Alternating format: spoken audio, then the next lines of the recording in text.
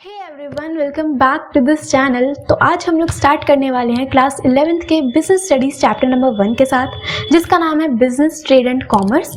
Basic chapter है, meaning समझेंगे कि बिजनेस होता क्या है, कितने ऑब्जेक्टिव्स हैं, क्या उसके फीचर्स हैं और बहुत सारी चीज़ें। तो आ जाओ फिर जल्दी से इस वीडियो को स्टार्ट करते हैं। तो बिजनेस को समझने से पहले हम लोग डिस्कस करते हैं कि एक्टिविटीज़ क्या हैं।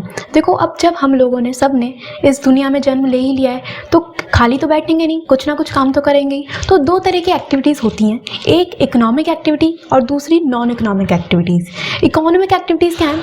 वो सभी एक्टिविटीज़ जिसमें कि लोग पैसा कमाने के लिए एंगेज होते हैं, अपने लाइवलीहुड को सस्टेन करने के लिए। जैसे कि अगर कोई टीचर स्कूल में पढ़ा रहे हैं, अगर कोई इंडिविजुअल जॉब कर रहा है, अगर कोई डॉक्टर बेसिकली हॉस्पिटल में काम कर रहे हैं, रेस्टोरेंट में काम कर रहा है अगर कोई, तो वो सब किस लिए काम कर रहे हैं? पैसा कमाने के लिए, अपनी लाइफ सस्टेन करने के लिए। वो किस में आती हैं? इकोनॉमिक एक्टिविटीज़ में।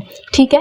अब कुछ एक्टिविटीज़ ऐसी होती हैं जो पैसा कमाने के लिए नहीं की जाती, बस वो out of love, sympathy, care इसलिए की जाती हैं। जैसे कि अगर किसी पर्सन ने किसी एनजीओ में डोनेशन किया है, ठीक है, किसी ऑर्फनेज में डोनेशन किया है, अगर कोई टीचर अपने खुद के सन को पढ़ा रहे हैं तो उस केस में वो फीस चार्ज नहीं करेंगे, वो बस एक सेल्फ सेटिस्फैक्शन उन्हें मिलती है, अच्छा लगता है करके, इसलिए की जाती हैं। पैसा कमाना उसमें मकसद ही नहीं होता। वो कौन सी एक्टिविटीज़ होती हैं? Non economic activities. क्लियर हुआ? तो दो तरह की एक्टिविटीज़ होंगी, एक इकोनॉमिक एक्टिविटीज़ और दूसरी नॉन इकोनॉमिक एक्टिविटीज़। क्लियर? अब समझते हैं कि बिजनेस क्या है। देखो, बिजनेस की अगर हम लोग बात करें तो आप लोग अपने आसपास भी बहुत सारे बिजनेसेस देखते हो, आपके पेरेंट्स भी हो सकता है किसी ना किसी बिजनेस में एंगेज्ड हो। तो बिजनेस है क्या? बिजनेस एक ऐसी इकोनॉमिक एक्टिविटी है जिसमें कि लोग रेगुलर बेसिस पे एंगेज्ड होते हैं बहुत सी एक्टिविटीज़ में, जैसे कि प्रोडक्शन करना, परचेज करना, सेलिंग करना। किसका? गुड्स और सर्विसेज का। किस मोटिव के साथ? प्रॉफिट अर्न करने के लिए। कभी भी फ्री में बिजनेस नहीं किया जाएगा, पैसा कमाना एक मकसद रहता है। आपने देखा है क्या किसी सेलर को वो फ्री में सामान बेच रहा है? ऐसा नहीं होता, वो उसके बदले पैसा चार्ज करता है। तो प्रॉफिट अर्निंग तो एक मेन मोटिव है बिजनेस का। दूसरी बात, एक इकोनॉमिक एक्टिविटी है। क्यों? क्योंकि पैसा कमाना है और रेगुलर बेसिस पे बिजनेस होता है, यानी कि एक सिंगल ट्रांजेक्शन कभी भी बिजनेस नहीं कहलाएगी। अभी इसको डिटेल में मैं आपको लोगों को आगे बताती हूँ। समझ में आया? तो बिजनेस क्या है? एक ऐसी इकोनॉमिक एक्टिविटी जिसमें कि लोग रेगुलर बेसिस पे कुछ एक्टिविटीज में एंगेज होते हैं, जैसे कि प्रोडक्शन करना, सामान बनाना, सेलिंग करना, परचेज करना गुड्स और सर्विसेज का। मोटिव क्या है? पैसा कमाना। क्लियर? तो अब डिस्कस करते हैं कि बिजनेस के क्या क्या फीचर्स होंगे, क्या कैरेक्टरिस्टिक्स होंगे। फर्स्ट फीचर है एन इकोनॉमिक एक्टिविटी। आपको पता है, ये ऑलरेडी बताया कि बिजनेस एक इकोनॉमिक एक्टिविटी है। क्यों? क्योंकि उसमें पैसा कमाना एक मकसद रहता है। Clear? Second is production and procurement of goods and services. इसका मतलब क्या है कि अगर आप बिजनेस कर रहे हो तो उसमें दो चीज़ें हो सकती हैं। या तो आप गुड्स की प्रोडक्शन करोगे, यानी कि आप रॉ मटेरियल इकट्ठा करोगे, प्रोडक्शन करोगे मशीनरी यूज़ करके और उससे फाइनल प्रोडक्ट बनाओगे। या फिर आप क्या कर सकते हो, आप एज इट इज़ बाहर से सामान खरीद के बेच सकते हो। अगर सपोज मेरी मोबाइल की शॉप है तो मैं मोबाइल बने बनाए बाहर से लोग खरीदूंगी होलसेल में और उसे एज इट इज मैं रीसेल करूंगी। वो किस में आता है? प्रोक्योरमेंट में। आप खुद प्रोडक्शन नहीं कर रहे, खुद बना नहीं रहे, बस आप ट्रेडिंग कर रहे हो, सामान को बेच रहे हो। ठीक है। थर्ड इज सेल और exchange of goods and services. अब अगर आपने सामान बना लिया या प्रोक्योर कर लिया तो उसे रखना तो नहीं है अपने पास, बाहर बेचोगे भी, पैसा भी तो कमाना है। तो वो किस में आता है? सेल और एक्सचेंज। ठीक है। उसके बाद आता है dealings in goods and services on a regular basis. Very important. एक सिंगल ट्रांजैक्शन कभी भी बिजनेस नहीं कहलाएगी। मतलब एग्जांपल लेते हैं कि सपोज मेरी कोई ऑर्गेनाइजेशन है और मेरे पास एक फर्नीचर पड़ा है। अब मैंने सोचा कि यार फर्नीचर पुराना हो गया, इसकी जगह नया लेते हैं। तो अगर मैं उस फर्नीचर को बेचने चली जाऊँ, सपोज उस फर्नीचर की कॉस्ट थी 10,000 रुपये और मैं उसे बेच रही हूँ 12,000 में, तो मुझे 2,000 का फायदा हुआ है। क्या मैं उसे बिजनेस कह सकती हूँ? नहीं। एक सिंगल ट्रांजैक्शन कभी भी बिजनेस नहीं कहलाएगी। बट हाँ, अगर मैं डेली बेसिस पे ऐसा काम कर रही हूँ कि मैं डेली बेसिस पे फर्नीचर में ही डीलिंग कर रही हूँ, फर्नीचर बेच रही हूँ, खरीद रही हूँ, तो वो बिजनेस कहलाएगा। सिंपल मतलब है कि बिजनेस हमेशा रेगुलर बेसिस पे होने वाली चीज है। एक सिंगल ट्रांजैक्शन बिजनेस नहीं कहलाएगी। Clear? Next is profit earning. Obviously business किस लिए किया जाएगा? पैसा कमाने के लिए, प्रॉफिट अर्न करने के लिए, तभी तो आपका बिजनेस ग्रो होगा। क्लियर? आगे, अनसर्टेनिटी ऑफ रिटर्न। इसका मतलब क्या है? देखो, फ्यूचर अनसर्टेन है, हमें नहीं पता कि फ्यूचर में क्या हो। आपको नहीं पता, आपने बिजनेस स्टार्ट किया है तो आपको कितना प्रॉफिट होने वाला है। हो सकता है आप लॉसेस में चले जाओ, हो सकता है कि प्रॉफिट भी ना हो, लॉस भी ना हो, क्योंकि बिजनेस बेसिकली फ्यूचर जो है वो अनसर्टेन है। एकदम से पैंडेमिक आ गया, इतने सारे बिजनेसेस लॉसेस में गए, किसी ने एक्सपेक्ट नहीं किया था, तो आपको नहीं पता कि आप कितना कमाने वाले हो, आपके पास कितना रिटर्न आने वाला है। क्लियर? और लास्ट है हमारे पास एलिमेंट ऑफ रिस्क। अब कोई भी बिजनेस क्यों ना हो, वो रिस्क फ्री नहीं होता है। थोड़ा या फिर ज़्यादा उसमें रिस्क इंडल्ज्ड होता ही है। अब जितना बड़ा बिजनेस होगा उतना ज़्यादा रिस्क होगा, जितना छोटा बिजनेस होगा उसमें उतना ही कम पैसा लगाया होगा तो रिस्क भी कम होगा, बट रिस्क हर एक बिजनेस का पार्ट होगा। क्लियर हुए फीचर्स? तो अब हम लोग डिस्कस करते हैं आज की क्लास का लास्ट टॉपिक। देखो, मैंने आप लोगों को बताया कि 2 टाइप्स की एक्टिविटीज़ होंगी, एक इकोनॉमिक एक्टिविटीज़ और दूसरी नॉन इकोनॉमिक एक्टिविटीज़। अब जितनी भी इकोनॉमिक एक्टिविटीज़ होती हैं उसके भी फर्दर 3 टाइप्स हैं, जिसमें आपको याद रखना है BPE। BPE क्या है? Business, profession, employment. याद रहेगा, business, profession and employment. Business क्या है? ऑलरेडी बता दिया।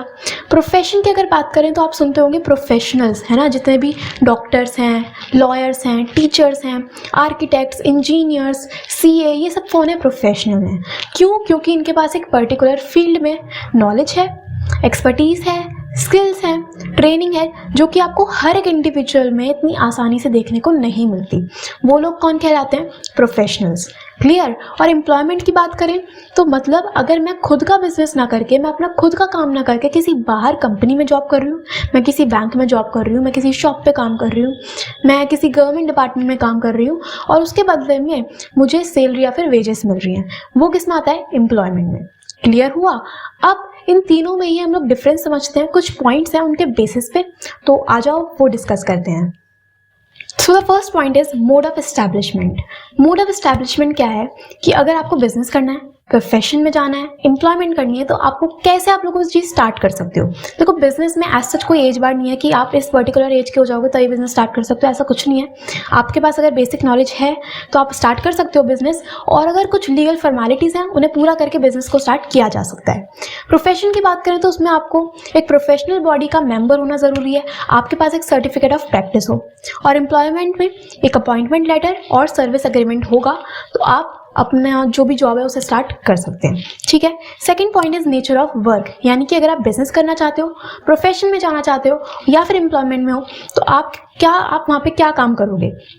तो बिजनेस की अगर बात करें तो बिजनेस में क्या है, आपको गुड्स और सर्विसेज में डीलिंग्स करनी है। ठीक है। अब गुड्स और सर्विसेज में अगर डिफरेंस देखें तो देखो, गुड्स जो होते हैं वो टेंजिबल होते हैं, जिन्हें आप देख सकते हो, टच कर सकते हो। ठीक है। मोबाइल फोन, ये माइक, बुक्स, बॉटल, ठीक है, ये सब किस में आ जाते हैं? गुड्स में, जिनको आप देख सकते हो। बट अगर बात करें सर्विसेज की, तो सर्विसेज क्या होती हैं? जिन्हें आप देख नहीं सकते, आप टच नहीं कर सकते, बट आप उन्हें एक्सपीरियंस कर सकते हो। कि अगर कोई डॉक्टर आपको ट्रीट कर रहा है तो आपको एक्सपीरियंस होगा कि हाँ, अब हमें अच्छा फील हो रहा है। अगर कोई टीचर आपको पढ़ा रहा है तो आप उसे देख नहीं सकते, बट आप एक्सपीरियंस ज़रूर करोगे कि हाँ, हमें चीज़ें समझ में आ रही हैं, हमें नॉलेज मिल रही है। तो वो किस में आते हैं? सर्विसेज में। तो जितने भी प्रोफेशनल्स होते हैं वो गुड्स में डीलिंग्स नहीं करते, वो सर्विसेज रेंडर करते हैं। ठीक है। और एम्प्लॉयमेंट में आपको क्या काम करना होता है? जैसा भी आपका जॉब है, जहाँ भी आप जॉब कर रहे हो, उसके अकॉर्डिंगली जो भी उसका अग्रीमेंट है, कॉन्ट्रैक्ट है, उसके अकॉर्डिंगली आपको काम करना होता है। Okay. Next is qualification. Qualifications business में एज सच किसी क्वालिफिकेशंस की ज़रूरत नहीं है।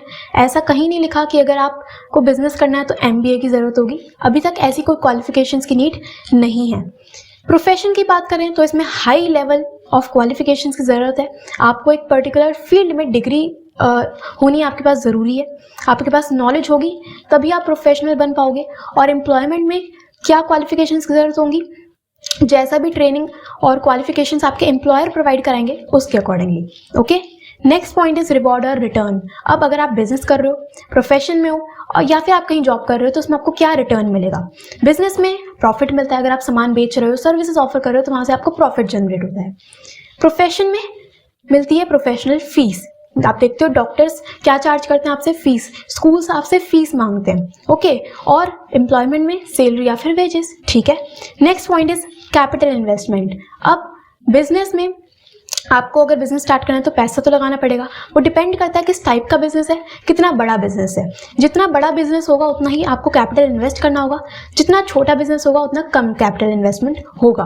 प्रोफेशन में थोड़ा, अगर आपको खुद का ऑफिस सेटअप करना है तो आपको थोड़ा सा वहाँ पे पैसा लगाना ही पड़ेगा। और एम्प्लॉयमेंट में आपको एज सच किसी भी कैपिटल इन्वेस्टमेंट की ज़रूरत नहीं है। क्यों? क्योंकि वहाँ पे तो आपको ऑफिस रेडी मिलता है, आपको वहाँ पे जाके बस काम करना है। Clear. Next point is risk. तो बिजनेस में रिस्क है, ऑलरेडी हम लोगों ने फीचर्स में पढ़ा। जितना बड़ा बिजनेस होगा, जितना आपने पैसा लगाया होगा, उतना ज़्यादा रिस्क होगा।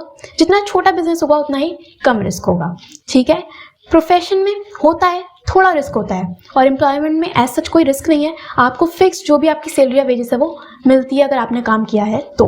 Okay, next point is transfer of interest. Transfer of interest, देखो बिजनेस की अगर बात करें, एग्जाम्पल के थ्रू समझते हैं। सपोज कोई मिस्टर ए हैं और वो बहुत टाइम से बिजनेस कर रहे थे और अब उनकी एज आ गई है रिटायरमेंट की, तो अब उस बिजनेस को उनका जो सन है वो बिल्कुल संभाल सकते हैं, मैनेज कर सकते हैं, यानी कि बिजनेस में एक पर्सन की पोजीशन कोई और ले सकता है। तो ट्रांसफर ऑफ इंटरेस्ट पॉसिबल है। प्रोफेशन की बात करें तो ऐसा पॉसिबल नहीं है कि अगर कोई टीचर है और वो स्कूल में पढ़ाते हैं बट अगर उनकी तबीयत खराब है तो वो किसी और को नहीं भेज सकते अपनी जगह पढ़ाने के लिए, तो यहाँ पे ट्रांसफर ऑफ इंटरेस्ट पॉसिबल नहीं होगा। और एम्प्लॉयमेंट में वहाँ पे भी नहीं होगा कि अगर कोई इंडिविजुअल किसी कंपनी में काम कर रहा है तो वो अपनी जगह किसी और को नहीं भेज सकते, तो इधर भी ट्रांसफर ऑफ इंटरेस्ट पॉसिबल नहीं है। Clear. Next point is code of conduct. Code of conduct यानी कि रूल्स और रेगुलेशंस क्या हैं। तो बिजनेस में एज सच कोई रूल्स और रेगुलेशंस की ज़रूरत नहीं है, कुछ भी यहाँ पे प्रिस्क्राइब्ड नहीं है। प्रोफेशन में जो भी आपकी प्रोफेशनल बॉडी है उसके अकॉर्डिंगली आपको काम करना है, उसके कोड ऑफ कंडक्ट के अकॉर्डिंगली आपको काम करना होगा। कि जैसे लॉयर्स की प्रोफेशनल बॉडी होती है BCI, bar council of India, तो जितने भी लॉयर्स काम कर रहे हैं वो BCI के कोड ऑफ कंडक्ट के अकॉर्डिंगली ही काम करते हैं। और एम्प्लॉयमेंट में जो भी आपके एम्प्लॉयर जहाँ भी आप काम कर रहे हो उसके कोड ऑफ कंडक्ट के अकॉर्डिंगली काम होगा। क्लियर हुआ। तो ये था एक बेसिक हमारा डिफरेंस और आपको समझ में आएगा और इसको बुक से रीडिंग करना आप अच्छे से क्लैरिटी मिल जाएगी। तो बस आज के लिए इतना ही रखते हैं, बाकी के टॉपिक हम लोग डिस्कस करेंगे नेक्स्ट वीडियो में। तो till then stay happy, stay connected. Video अच्छी लगे तो लाइक ज़रूर करना और चैनल को सब्सक्राइब करके जाना। Thank you so much.